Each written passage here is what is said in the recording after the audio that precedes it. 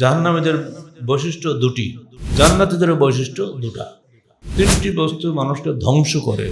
কত লোক যে মারা গেছে, বাসে যত লোক সবই মারা গেছে। দুটো লাশ পাওয়া গেছে এই পর্যন্ত, কিন্তু এখন তার লাশ উঠতেই আছে। সকালে শুনলাম 40 জন পাওয়া গেছে। এই দৃশ্য দেখে তার ড্রাইভার, ও তো গাড়ি ছিল না, হেল্পার ছিল, ড্রাইভার হার্ট ফেল করে সেও মারা গেছে। কি মর্মান্তিক মৃত্যু! এই মৃত্যুর সামনে একবার স্মরণ করে দেখুন, কিয়ামত কোথায়। মৃত্যু দূরে নয়, কিয়ামতও দূরে নয়। আলহামদুলিল্লাহ, আলহামদুলিল্লাহ রাব্বিল আলামিন আর রহমানির রহিম মালিকি ইয়াউমিদ্দিন।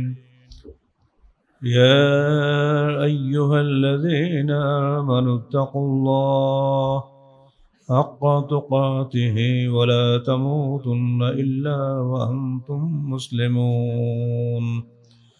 يا أيها الناس اتقوا ربكم الذي خلقكم من نفس واحدة وخلق منها زوجها وبث منهما رجالا كثيرا ونساء واتقوا الله الذي تساءلون به والأرحام إن الله كان عليكم رقيبا.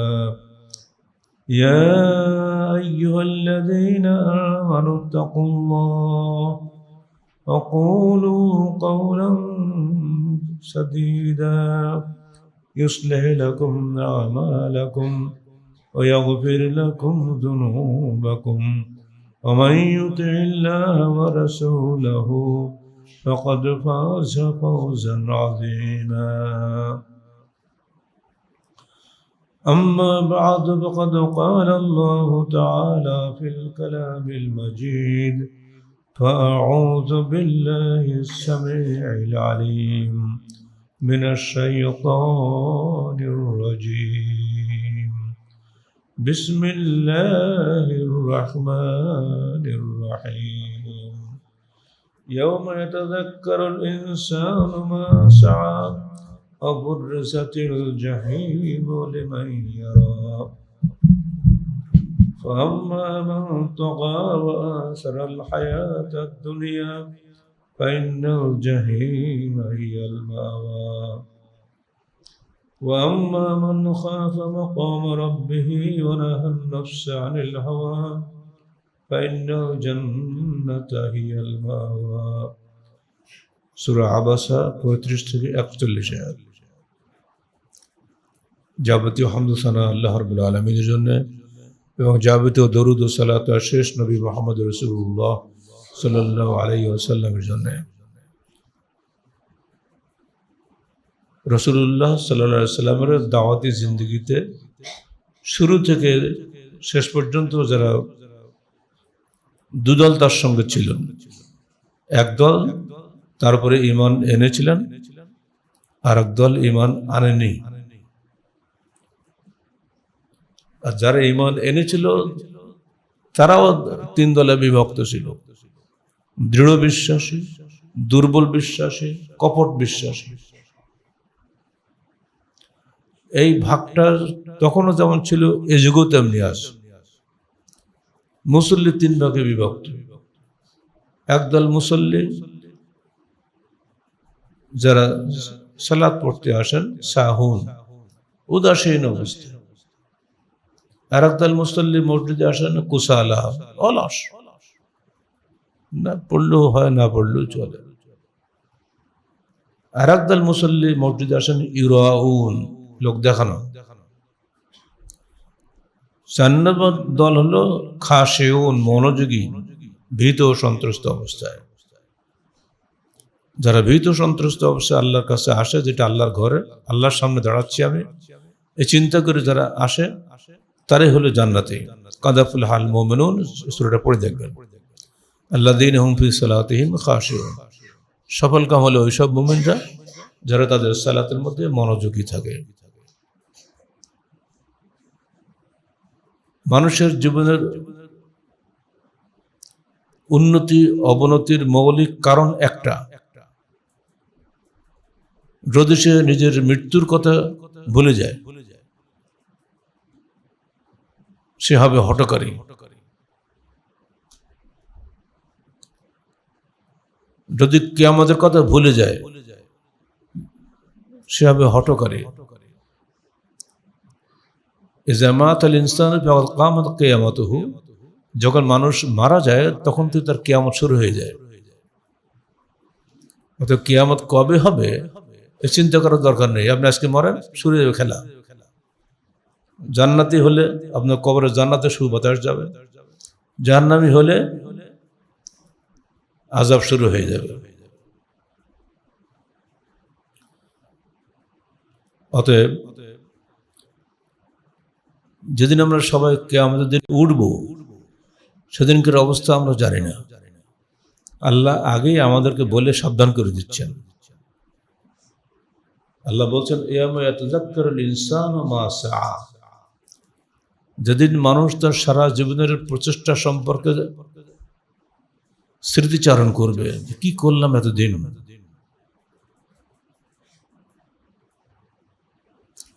এই যে 27 ফেব্রুয়ারিতে এখান থেকে আমি তো মরেই গেছিলাম, তাই না? আপনাদের স্মরণ পড়লাম না? সবাই আমাকে ধরলেন, মাথায় পানি দিলেন, হঠাৎ মরাতে ফিরে এলাম আল্লাহর ইচ্ছায়। এই কদিনের মধ্যে আমার 3টা বই তৈরি হয়ে গেছে। এইটা যে হতো না যদি আমি বেঁচে নিয়ে আসতাম। তাফসীরুল কোরআন, আলে ইমরান, সূরা নিসা, সূরা মায়েদা, 3টা শেষ হয়ে গেছে। এই কদিনের মধ্যে শেষ করে প্রেসে পাঠাতে হয়ে গেছে। জাতীয়তাবাদ বইটা প্রেসে চলে গেছে, ইসলাম ও জাহেলিয়াতের দ্বন্দ্ব বইটা প্রেসে চলে গেছে,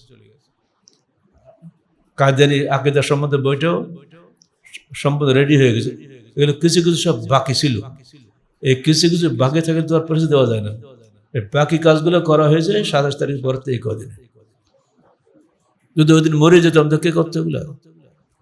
এজন্য সবসময় বলি, আল্লাহ এমনি খেলে মেরি না, কর্মক্ষম অবস্থায় আমাকে দুনিয়াতে উঠেই নাও।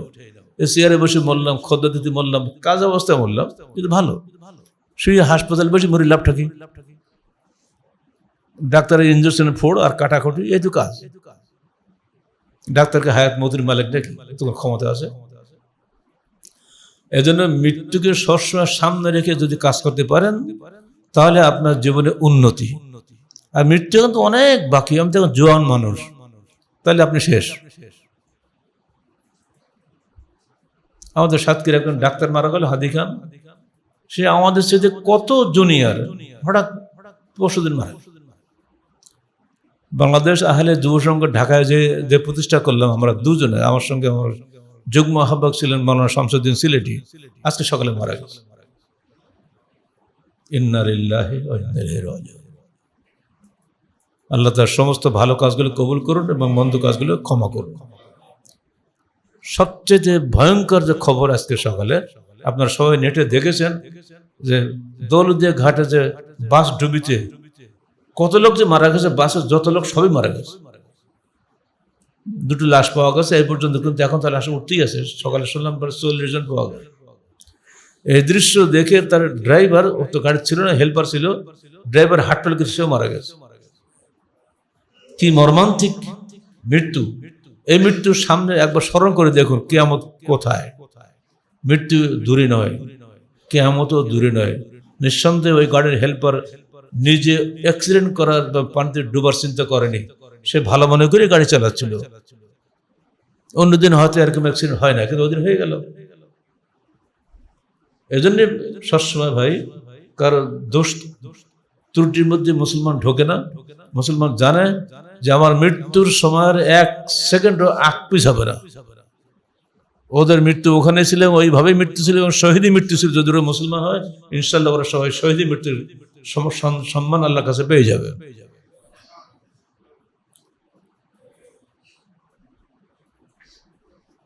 তাদের মৃত্যুর কথাগুলো স্মরণ করেই আজকে আপনাদের জন্য বাছাই করলাম আল্লাহ পাকের এই 2টি আয়াত।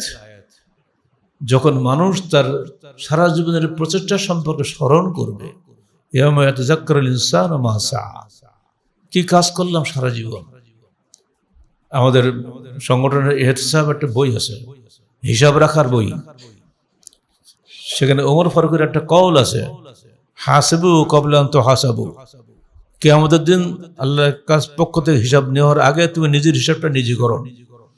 প্রতিদিন শোয়ার আগে আমরা ওই বইটা পূরণ করি, যে আজকে কয়েক তো সালাত জামাতে পড়লাম, আজকে কোরআনের আয়াত কটা পড়লাম, আজকে হাদিস কটা পড়লাম।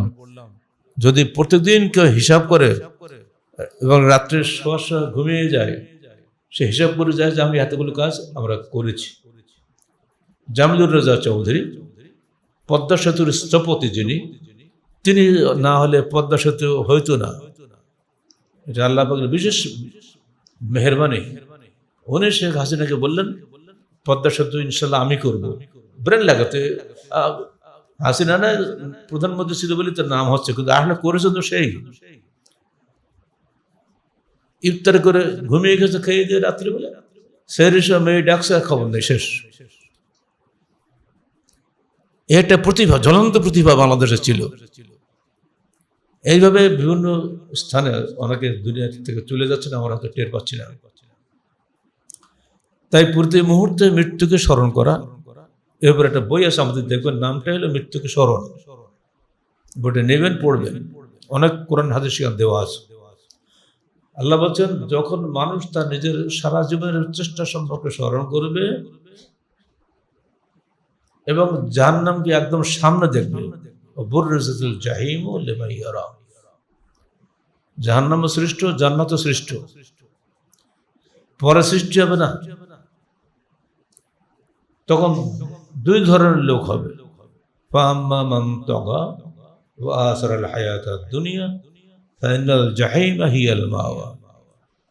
যে ব্যক্তি দুনিয়াতে অবাধ্য ছিল, ঔদ্ধত্য ছিল, হঠকারী ছিল, আর দুনিয়াবী জীবনকে অগ্রাধিকার দিয়েছিল, সেই ব্যক্তি ফাইনাল জাহিমা হিয়াল মাওয়া, তার ঠিকানা হবে জাহান্নাম। ওয়া আম্মা মান খাফা মাকামা রাব্বিহি, তার বিপরীতে যে ব্যক্তি সবসময় আল্লাহর অস্তিত্বকে, সত্তাকে ভয় পাইত। এই যে আল্লাহ দাঁড়িয়ে আছে, যখন আমরা আল্লাহু আকবার বলি বুকে হাত বাঁধি, আমরা দাঁড়াই কার সামনে? আল্লাহ সামনে না, সামনে কিছু থাকে। হিন্দুরা মূর্তি সামনে রাখে, মুশরিকরা কবর সামনে রাখে, মুসলমানরা কখনো কিছু সামনে রাখে না। তারা অস্তিত্বের কল্পনা করে, আল্লাহ তোমার সামনে আমি দাঁড়িয়েছি।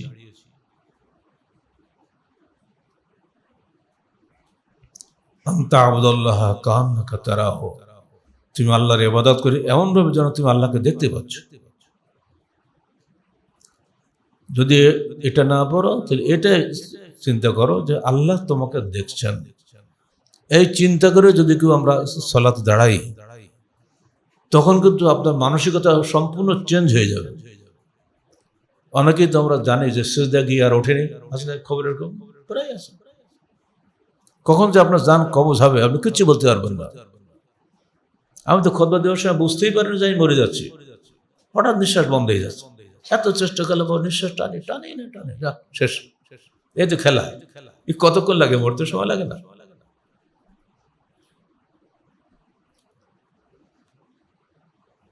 দুই নম্বর লোক হল তারাই যারা আল্লাহকে দেখছে সামনে, সামনে দেখে এবং দেখার ভয় করে, খাফা যে আল্লাহ আমার সামনে আছেন।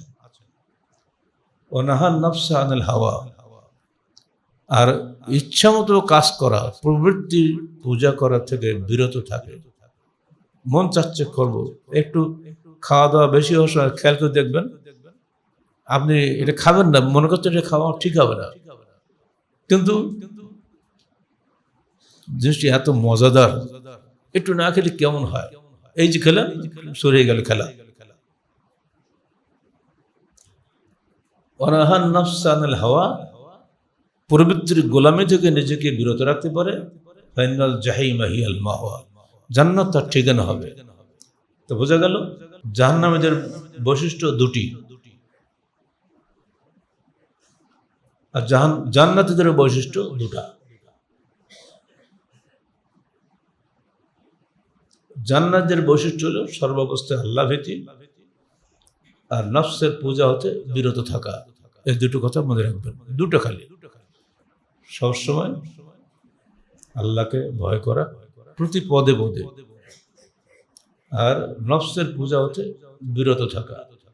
আর জাহান্নামীদের বৈশিষ্ট্য দুটা, এক সীমালঙ্ঘন, দুই প্রবৃত্তি পূজা, দুনিয়া পূজা। আখিরাতের বিনিময়ে দুনিয়া অর্জন করা, এটা হলো জাহান্নামীদের বৈশিষ্ট্য। তাই আখিরাত বিক্রি করে কখনো দুনিয়া হাসিল করার চেষ্টা করবেন না। আজকের দেশের যত অশান্তির মূল কারণ কিন্তু এটাই।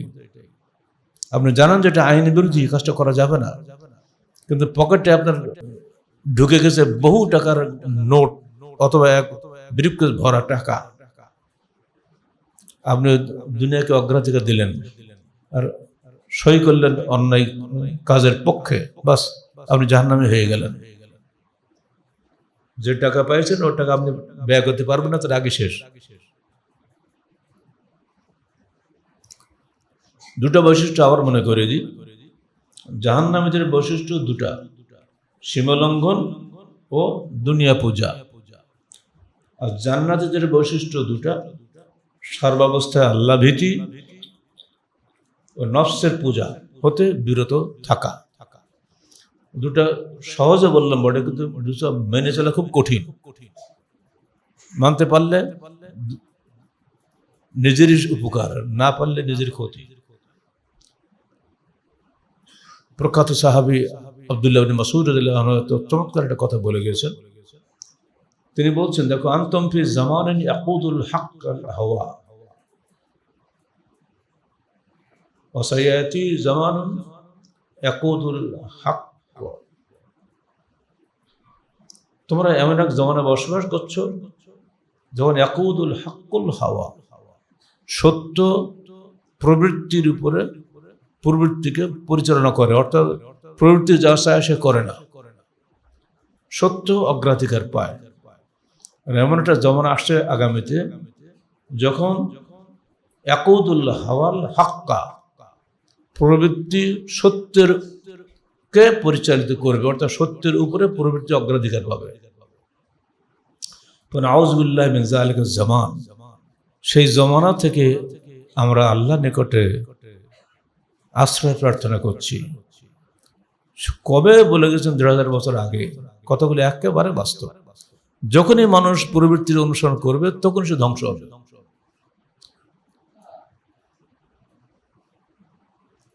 এবার আসেন আরেকটা হাদিস শুনে রাখেন।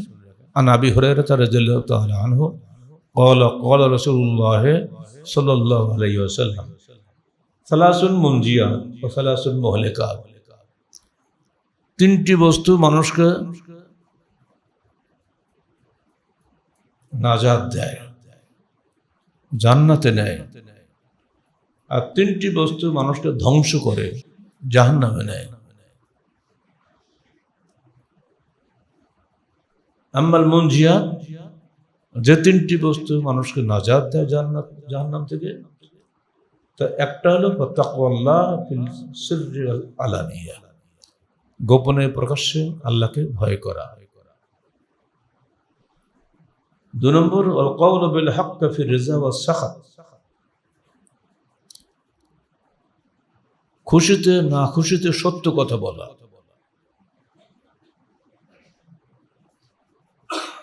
৩ নম্বর হলো আল কাসদু ফিল গিনা ওয়াল ফাকর, সচ্ছলতা এবং দরিদ্রতার মধ্যবর্তী জীবন যাপন করা। আল্লাহ পাক বলছেন,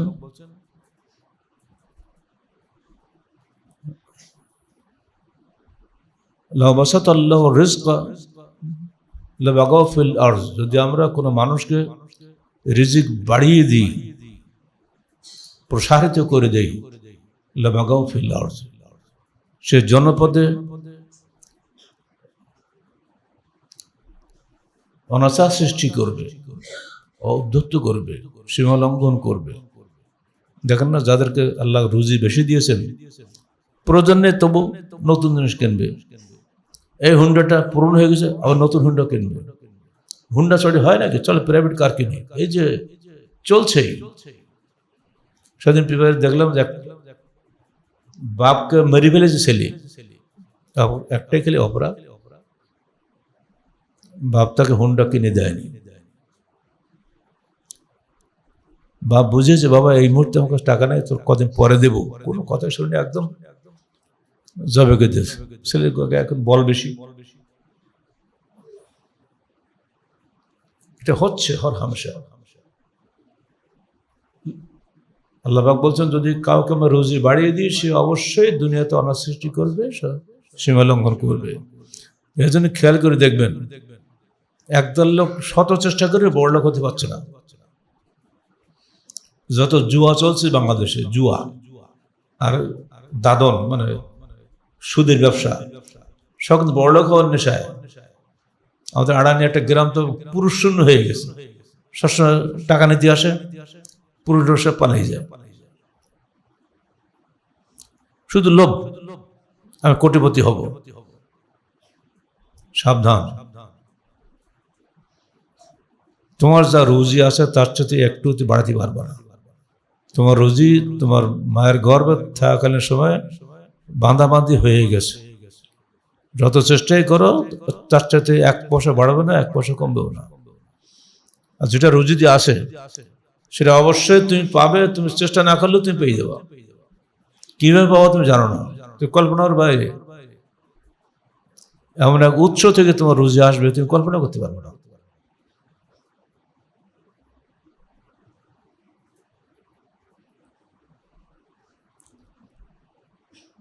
তাহলে আমাদের সবচেয়ে উচিত হবে দরিদ্রতা এবং সচ্ছলতার মধ্যবর্তী জীবন যাপন করা। এটা হলো নাজাতপ্রাপ্ত লোকদের বৈশিষ্ট্য 3টা। আবার মনে করে দিই, যারা গোপনে এবং প্রকাশ্যে আল্লাহকে ভয় করে, 1 নম্বর গুণ। 2 নম্বর, খুশিতে না খুশিতে সত্য কথা বলে। মন্ত্রী আসছে, মন্ত্রীর প্রশংসা পঞ্চমুখ, খুশিকে দিতে হবে। আর মন্ত্রীও যেখানে যায়, যারা দাওয়াত দিয়ে নিয়ে যায় তাদের পক্ষে বহু কথা বলে যায়, অথচ সে কিছুই করে না। পুরো দেশটা চলছে ধোঁকাবাজির উপরে।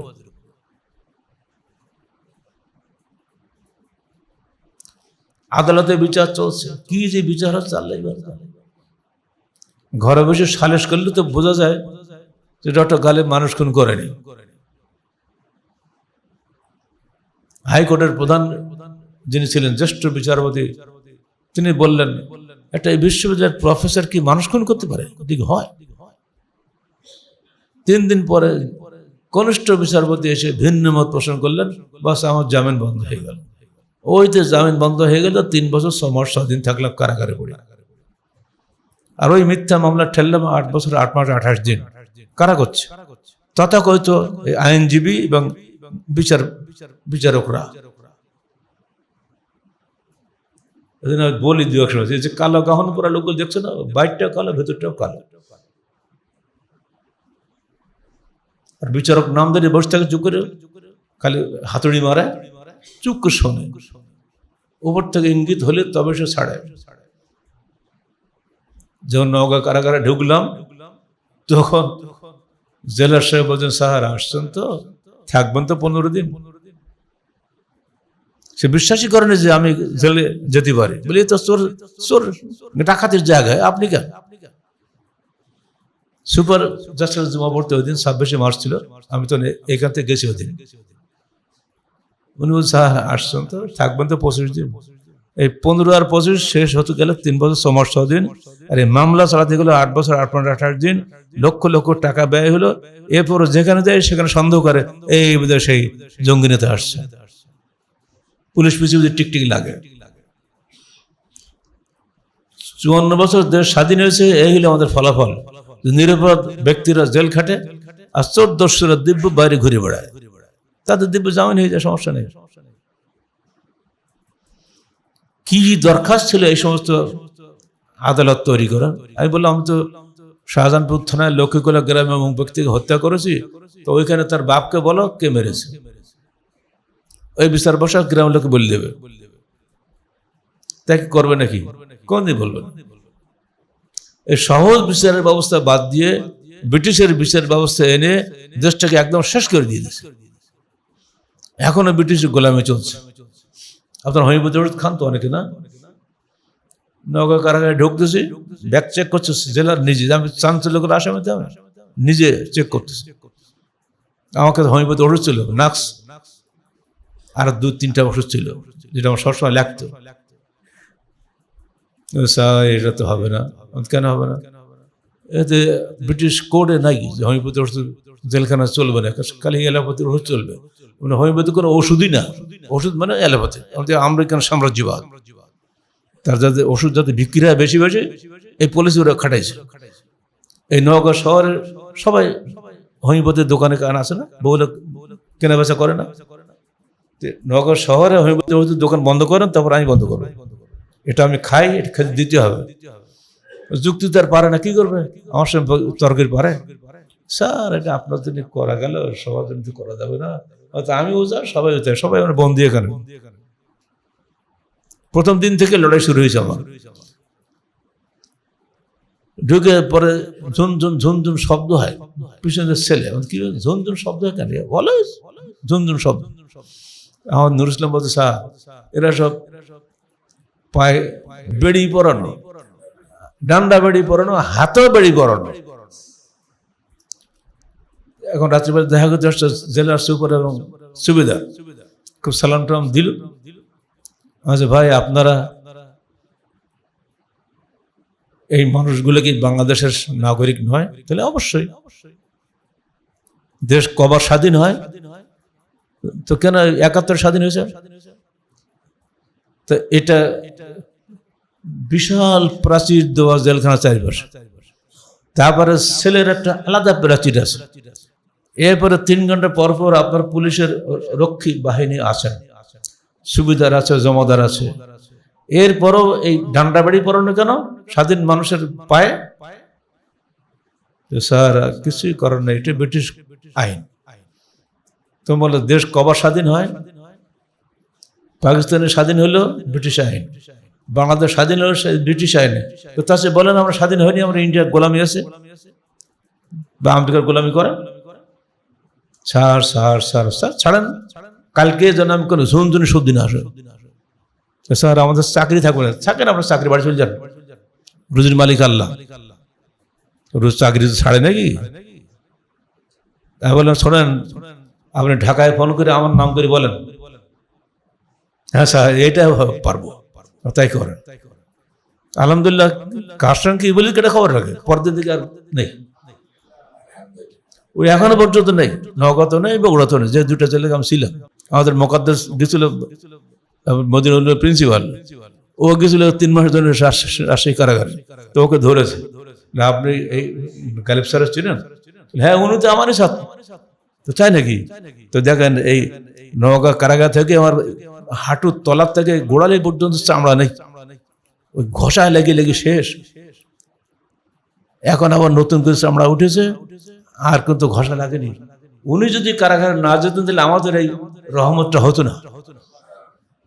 অথচ আমার ওইখানকার এমপি ছিল জলিল, আব্দুল জলিল, সে গেছে কারাগারে, কিছুই করেনি। কিসের এমপি, কিসের মন্ত্রী? বুঝতে পারছেন? একটু সাহস করে সংস্কারমূলক কথা বললে তো অনেকটা সংস্কার হয়ে যায়, তাই না? যাদের মধ্যে সাহস নাই তারা আহলে হাদিস হতে পারে না। মনে হয় যেন ভালো করি, খালি রফাদান করলে আপনি আহলে হাদিস হবেন? কিসের আপনি আহলে হাদিস?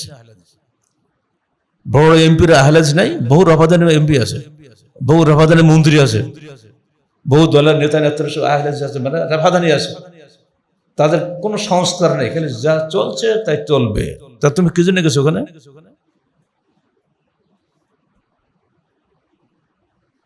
দেশ সংস্কার করেন, রেজন্য আল্লাহ রসুল পরিষ্কার বলে দিয়েছেন,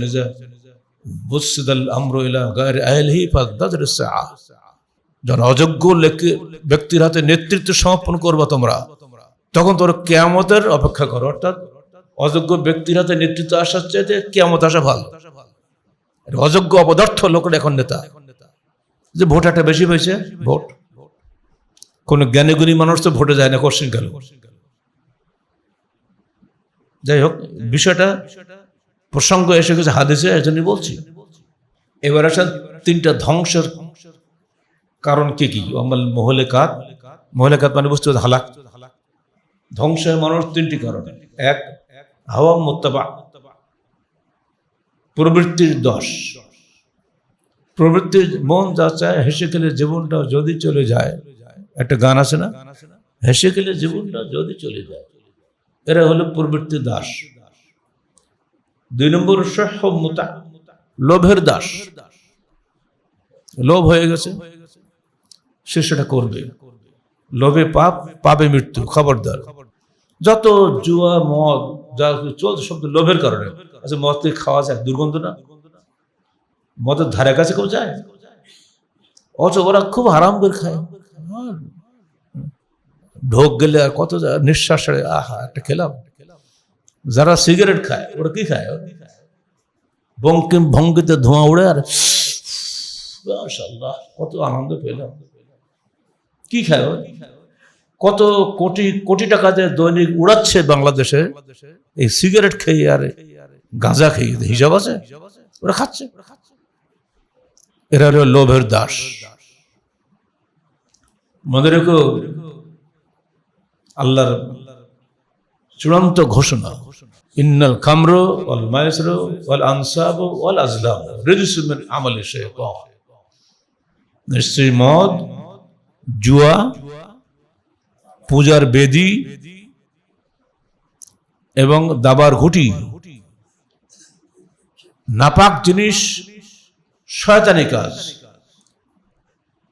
অধিকাংশ যুবক হঠাৎ তাড়াতাড়ি বড়লোক হওয়ার জন্য এইসব শয়তানি কাজগুলো করে। অনেক দাড়ি টুপিওয়ালারাও করে, অনেক হাজি গাজিরাও করে। লোভের দাস তো সবাই, আমি টের পাবেন না। অমুক লোক এত কোটিপতি হয়ে গেলে আমি হতে পারলাম না, এইটা করে টাকা পাবো। পুলিশের অনেকে ধরে কিন্তু পারে না। আফ্রিকাতে কি লোহা পাবে, সে লোহা পাই নাকি খনি পাবে, কোটিপতি হয়ে যাবে। আমার তাহারিকে একবার দিয়েছিলাম খবর, পুলিশেরাও জানে কিন্তু কিছু করতে পারে না, প্রমাণ নেই হাতে। যারা এগুলো করো, আল্লাহর বাণী শোনো, মৃত্যু এসে গেলে তোমার জানাজা হবে না, মৃত্যুর পরেই তোমার জাহান্নাম অনিবার্য। কারণ তুমি শয়তানি কাজ করে এসছো দুনিয়া থেকে। রেজিসুন নাপাক আমালি শয়তান, মানে শয়তানের কাজ। শয়তানকে জান্নাত পাবে? সাবধান, তকদিরে বিশ্বাস করুন। 3 নম্বর হলো ইজাবুল মারই বিনাফসিহি ওয়া হিয়া আশাদ্দুহুন্না, আত্মম্ভরি হওয়া। ছাড়াও, হুজুরদের কথা বহু শুনেছি আমরা, ওরকম বলতে হতে ওরা বলে যায়। এই যে আত্ম অহংকার করা, আল্লাহ রাসূল বলছেন ওয়া হিয়া আশাদ্দুহুন্না, এটি সবচেয়ে কঠিন পাপ। কোরআনে বলছে এক কথা আর আপনি বলছেন এক কথা, আপনার কথা সত্য। হাদিস বলছে এক কথা আর আপনি বলছেন এক কথা, কত সন্দেহ। হাদিস সত্যতা প্রমাণ কি? আল্লাহ পাক বলেন আল হাক্কু মির রাব্বিক ওয়া লা তাকুন মিনাল মুমতারিন। এই মুহাম্মদ, খবরদার, হক আসে তোমার পক্ষ, আমার আল্লাহর পক্ষ থেকে, তোমার প্রতিপালকের পক্ষ থেকে। ফালা তাকুন মিনাল মুমতারিন, তুমি সন্দেহবাদীদের অন্তর্ভুক্ত হইও না। সহিহ হাদিস দেখতে পাচ্ছেন আপনি, আরে মানছেন না। সহিহটা বললো কে? বাবা তুমি জানবে কেরম করে? সহিহ যে বোঝার যোগ্যতা তোমার আছে? মানুষ অসুস্থ হলে কোথায় যায়? ডাক্তারের কাছে যায় না? ডাক্তার সহিহকে জয়ীফ তুই জানবে কেমন করে? ডাক্তারের ওপর তুমি ডাক্তার নাকি? যারা এই বিষয়ে এক্সপার্ট, মুহাদ্দিসিন কিরাম, যারা কাজ করেছেন, তারা এক বাক্যে বলে গিয়েছেন আসাহুল কিতাবে বাদা কিতাবিল্লাহিল বারি আস-সহিহুল বুখারী। আল্লাহর কিতাবের পরে যদি বিশুদ্ধ কোনো গ্রন্থ পৃথিবীতে থাকে আছে সহিহুল বুখারী। और आपने बोले दिलन ऐसा कोई शरीफ आदमी ऐसा है कि बोल सकता है कि बुखारी के अंदर जितने ही हादिस है सबके सब सही है। আপনি মহাপণ্ডিত হয়ে গেলেন, এমন কোন ভদ্রলোকের দুনিয়া আছে যে বলতে পারে যে বুখারী শরীফের যে হাদিস আছে সবই সহি? তোমার বলার অধিকার আছে? তুমি তো হাদিস জীবনে পড়োনি। সন্দেহ করা খুব সহজ, বিশ্বাস করা খুব কঠিন। এর জন্য ঈমান বলা হয়েছে বারবার, ঈমান আর কুফর, অদৃশ্য বিশ্বাস। কোরআন খোলেন, হুদালিল মুত্তাকিন, তারপর কি বলেন? আল্লাযীনা ইউমিনুনা বিল গায়ব। গায়ব মানে কি? অদৃশ্য না? প্রথম শর্ত, 6টা শর্তের মধ্যে প্রথম হলো যারা অদৃশ্য বিশ্বাস করে। এরপরে সালাত সিয়াম সব বাদ দেন। অদৃশ্য বিশ্বাসটা হচ্ছে মূল। আল্লাহকে কেউ দেখতে পাবে, কিন্তু এই বিশ্বাস করেনি ইহুদিরা। তারা বলছিল লান নুমিনা লাকা হাত্তা নারাল্লাহ জাহরা, হে মূসা তোমার উপরে আমরা ঈমান আনব না যতক্ষণ আল্লাহকে প্রকাশ্যের সামনে দেখতে না পাবো। এই দেখতে যে 70 জন নেতা একই সঙ্গে মৃত্যুবরণ করে, আল্লাহ গজব ধ্বংস। মূসা বলল, আল্লাহ আপনি তুমি করলে কি? এখন তো বাড়ি গিয়ে লোকেরা বলবো আমি ওকে ডেকে নিয়ে মেরে ফেলেছি, আমি তো দায়ী হয়ে যাবো, খুনের দায়ী হয়ে যাবো। আল্লাহ তুমি হয়তো বাঁচিয়ে দাও। সুম্মা বাসনাকুম মিন বাদি মাউতিকুম লাআল্লাকুম তাশকুরুন। অতঃপর আল্লাহ তাদেরকে ওইখানে আবার বাঁচিয়ে দিলেন, এজন্য যে তোমাদের কৃতজ্ঞতার স্বীকার করো। কিসের কৃতজ্ঞতা স্বীকার করবে? ওরা মূসা জাদু করেছিল, চলে গেছিলাম, আবার বেঁচে গেছে। মূসা জাদু সব। তো এই যুগে এরকম লোক হবে না। রসুলের যুগে যে লোকগুলো যেভাবে বিরোধিতা করেছে ইসলামের 23 বছরের জিন্দগিতে, আজকেও ঠিক একই ভাবে একদল লোক এটা করবে।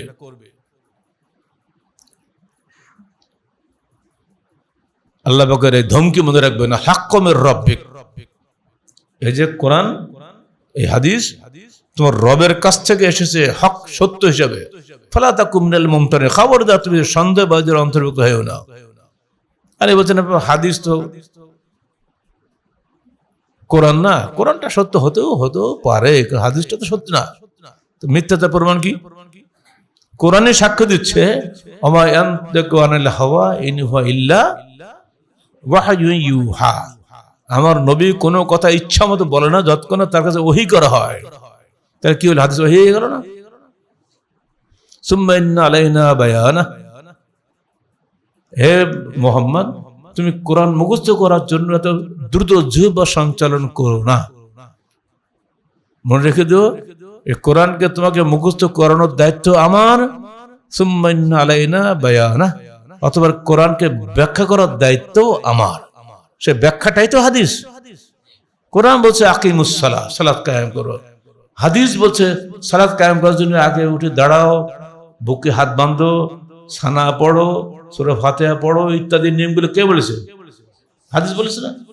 এখন যদি আপনার হাদিস সন্দেহ হয় সত্য না মিথ্যা, তাহলে আপনার সালাতও শেষ, বাড়ি চলে যান, আপনার দরকার নেই মসজিদে আসার। আর মসজিদে আসার লোক দেখানো ইউরাহু, লোকে কি বললে তাই, হয়তো শেষ করে জানাজাটাই পড়বে না লোকেরা, এই জন্য আসেন মসজিদে। আপনার সালাত কবুল হবে না জীবনেও। বিশ্বাস আগে মজবুত, আকীদা মজবুত, জবান নরম, বাস খালাস শেষ। আকীদা মজবুত, আচরণ নরম, এর বেশি আমাদের কিছু বলার নাই। আমাদের দায়িত্ব এগুলো আপনাদের সামনে ব্যাখ্যা করা। এক, আন হারিসা ইবনে ওয়াহাব قال قال رسول الله صلى الله عليه وسلم আলা উখবিরুকুম বিআহলিল জান্নাহ। আমি কি তোমাদের খবর দেব না যে জান্নাতবাসী কারা? কুল্লু যায়ীফিন মুতাদাআফিন লাউ আকসাবা আলাল্লাহি লা আবাররাহু। প্রত্যেক দুর্বল এবং নম্র স্বভাবের লোক, তারা যখন কোন বিষয়ে কসম করে তখন তা পূরণ করে। আমি অবশ্যই আপনার কাজটা করে দেব, করলাম না, এটা তাদের লক্ষণ নয়। আর দুর্বল স্বভাবের লোকেরা, নম্র স্বভাবের লোকেরাই বেশি জান্নাতি হবে। উগ্র স্বভাবের লোকেরা, হটকের স্বভাবের লোকেরা হবে না। আলা উখবিরুকুম বিআহলিন নার, আমি কি তোমাদের খবর দেব না জাহান্নামী কারা? কুল্লু উতুল্লিন জাওয়াজিন মুস্তাকবির, মুত্তাফাকুন আলাইহি, বুখারী মুসলিম হাদিস। উতুল্লিন, যারা অন্যায়ভাবে ঝগড়া করে, দেখবেন যদি বিতর্ক শুরু হয়ে যায় আপনার সামনে, ও শেষ হবে না, চলতেই থাকবে।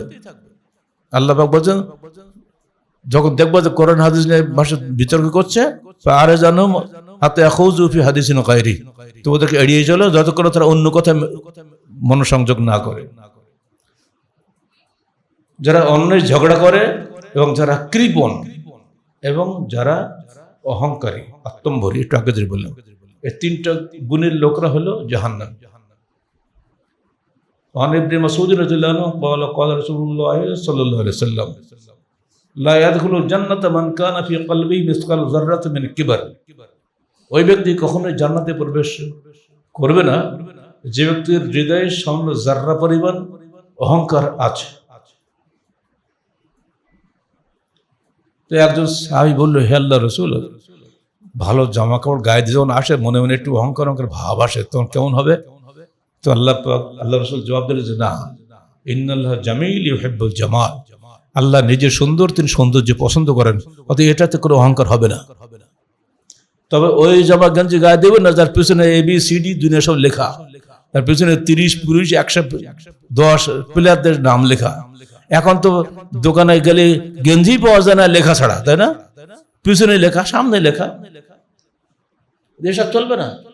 আপনি নিজে লেখা পড়ে সালাত পড়ছেন, পিছনে যে মুসল্লি আপনার লেখা পড়তেছে, তবে সালাত হচ্ছে? এই সালাত নষ্ট করার জন্য দায়ী কে? আপনি না? আপনার গেঞ্জি না? যারা এসব ফ্যাশন আবিষ্কার করেছে তাদের জন্য নিঃসন্দেহে তারা অবশ্যই এই আত্মম্ভরীদের মধ্যে যাবে, লোভের দাস, ওরা জাহান্নামী হয়ে যাবে। তা আপনি কিনে যেন গুনাহগার হবেন না, ওইসব গেঞ্জিগুলো পড়ে ফেলে দেবে, কারো দেবেন না, দিলে তো সে অবস্থায় পড়বে, দানও করা যাবে না, ওগুলো পড়ে ফেলে দিতে হবে।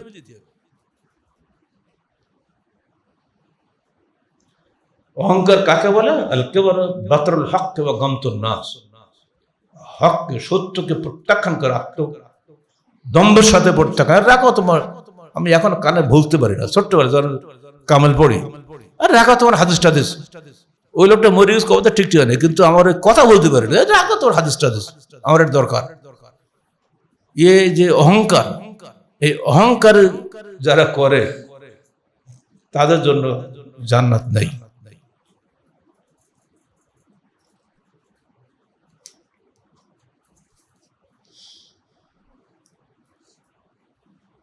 আমরা কমিয়ে যাই।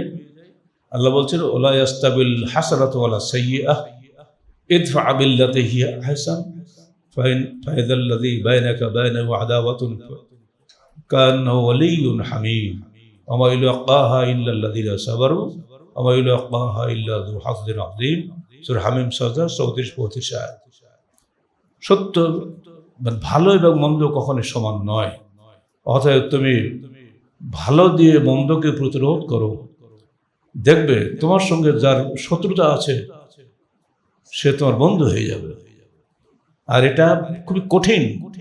একজন লোক আমার সঙ্গে অন্যায় করলে আমি পাল্টা ভালো ব্যবহার করবো, এটা হয় না। তাই আল্লাহ বলতে এটা খুবই কঠিন। আমা ইউলাক্কাহা ইল্লাল্লাযীনা সাবারু, এটা কেবল ওই লোকরাই পারে যারা খুবই দৃঢ়চিত্ত, ধৈর্যশীল। আমা ইউলাক্কাহা ইল্লা যু হাযযিন আযীম, এটা কেবল ওই লোকরাই পারে যারা মহান